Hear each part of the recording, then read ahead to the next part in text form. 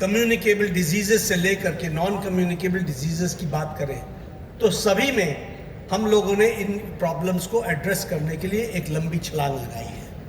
आज आपको खुशी होगी कि हमारे देश में इंस्टीट्यूशनल डिलीवरीज 78% से बढ़कर के 89% इंस्टीट्यूशनल डिलीवरीज पहुंच गई है। हमारे मैटरनल मॉर्टेलिटी रेशियो में डिक्लाइन हमारा डिक्लाइन वर्ल्ड के डिक्लाइन से 3 गुना ज़्यादा है, यानी हम उसमें सफल हो रहे हैं। इन्फेंट मॉर्टेलिटी रेट में भी हम 3 गुना हमारा डिक्लाइन ग्लोबल डिक्लाइन से ज़्यादा है।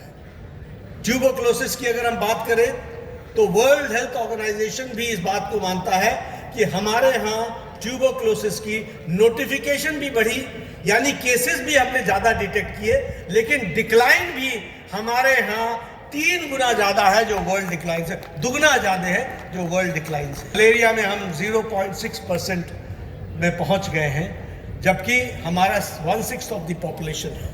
इसलिए जो हेल्थ इंडिकेटर्स हैं वो भी इस बात को बताते हैं कि बहुत तीव्र गति से हम लोगों ने प्रयास किया है कि हम अपनी बीमारियों को, कम्युनिकेबल डिजीज़ हो या कम्युनिकेबल डिजीज़ हो, उसमें हम तीव्र गति से काबू पा सकें और उसको हम एड्रेस कर सकें। आपको जान करके ये भी खुशी होगी कि पिछले 11 वर्षों में out of pocket expenditure of the whole health expenditure आज वो 62% से रिड्यूस होकर के वो 39.4% पहुंच गया है। इस तरीके से हम देश के लोगों की सेवा करने में जुटे हैं। फिर चाहे वो आयुष्मान आरोग्य प्रधानमंत्री जन आरोग्य योजना हो, फिर चाहे वो अर्ली स्क्रीनिंग की बात हो, हर तरीके से इसको हम करने का प्रयास कर रहे हैं।